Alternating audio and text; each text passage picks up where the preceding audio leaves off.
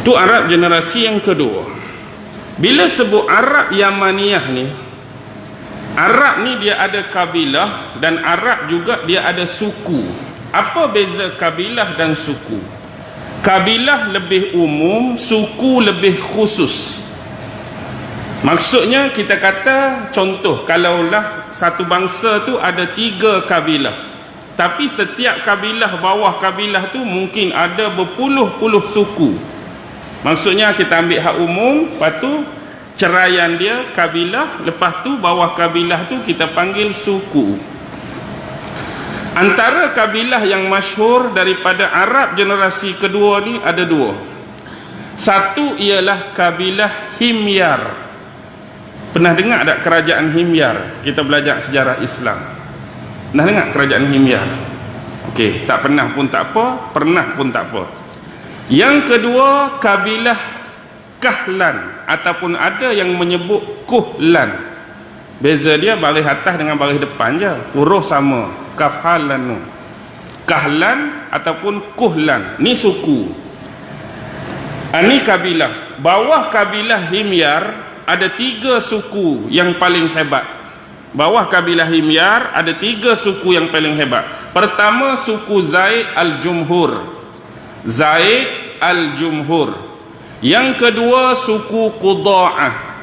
Yang ketiga, suku Sakasik.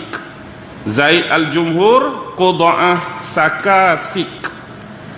Manakala kabilah Kuhlan, dia ada suku Hamdan, ada suku Anmar, ada suku Tayyi, ada suku Madzaj, ada suku Kindah, ada suku Lakham, ada suku Juzam, ada suku Azd, ada Aus, ada Khazraj, ada keturunan raja-raja Jafnah daripada Syam. Sampai sini pening ke tak pening? Pening. Nak buat gimana?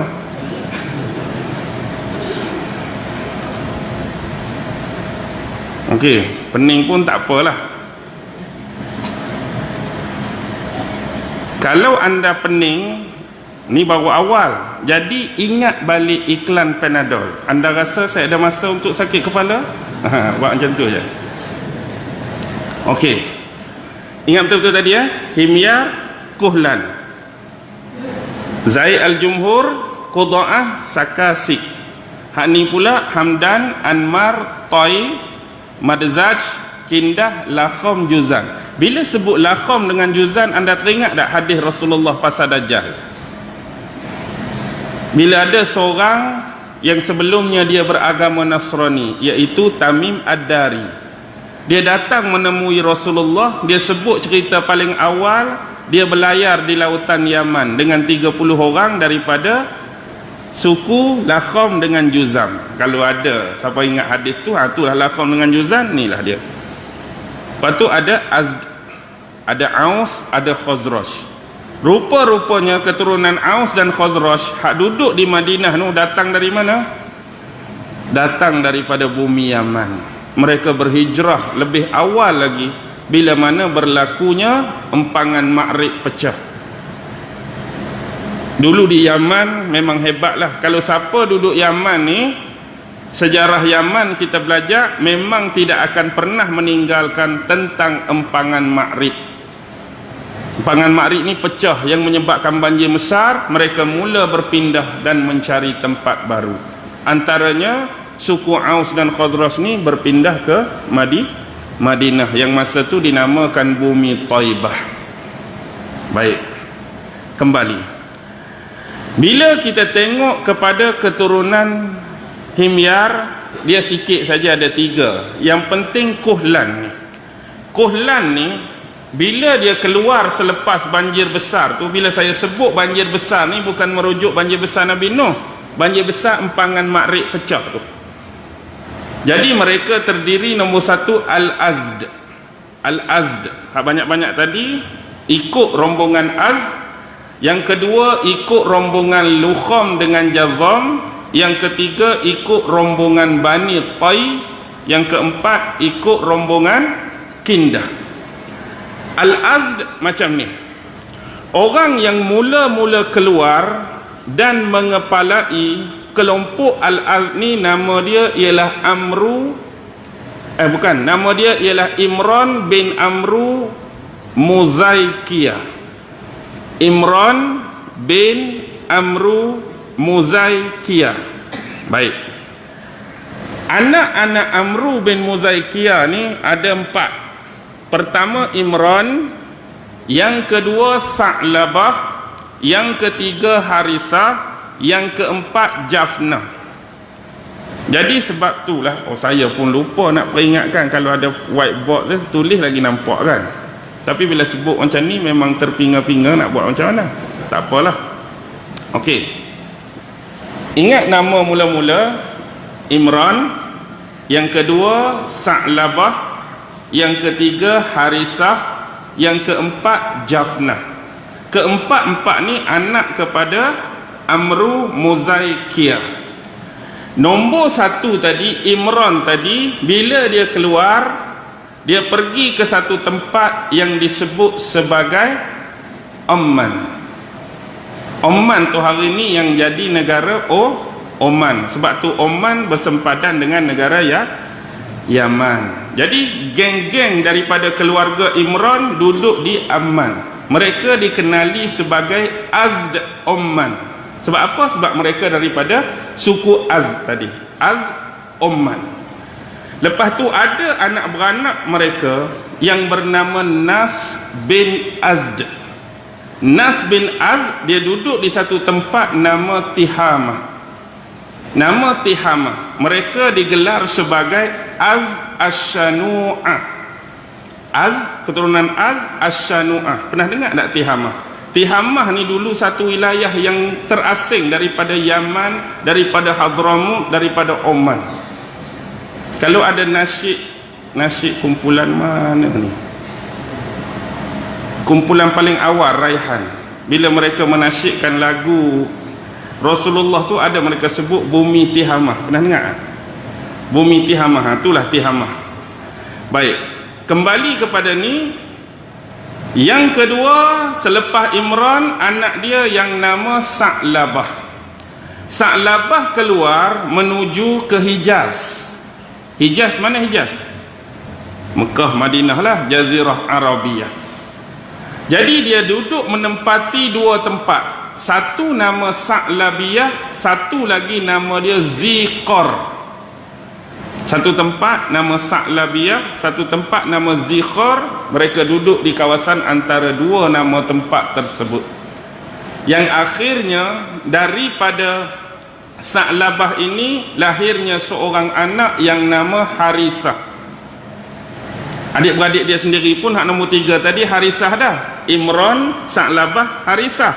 Ni anak kepada Sa'labah tu dia letak pula nama Harisah. Seolah-olah di sini anak saudara dengan pak saudara mempunyai nama yang sama, jangan tertukar.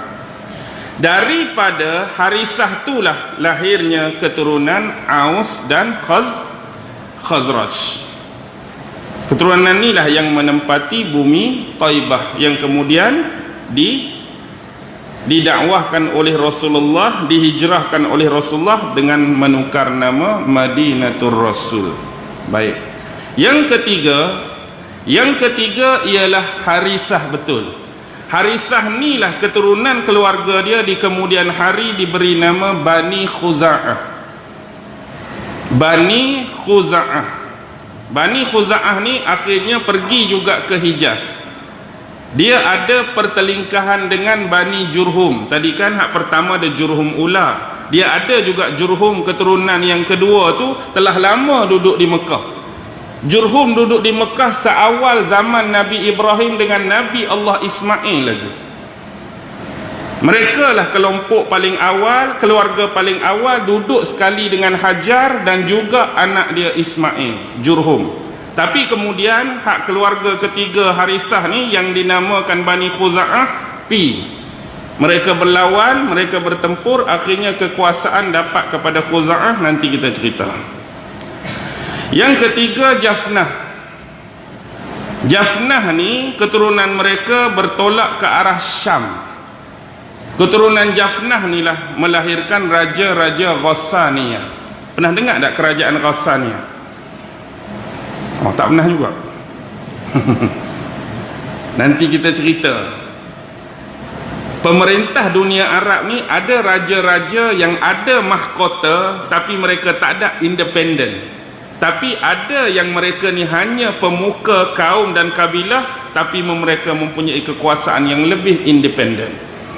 Okey. Antara yang ada mahkota tapi tak ada independen dan berdiri dengan sendiri ialah raja-raja Munazirah di Hirah dan raja-raja Ghassaniyah di Syam. Antara keturunan raja-raja Ghassaniyah ni, keturunan yang keempat tadi, Jafnah bin Amru Muzaiqiyah. Baik, tu keluarga Azd.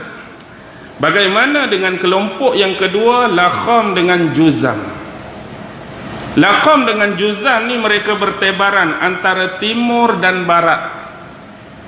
Mereka diketuai oleh seorang pemimpin yang bernama Nas bin Rabi'ah. Nas bin Rabi'ah, keturunan dia lah yang melahirkan, kita sebut tadi, raja-raja yang ada mahkota tapi tidak independen, iaitu raja-raja Munazirah yang berkuasa di Hira, juga kawasan Syam di Iraq.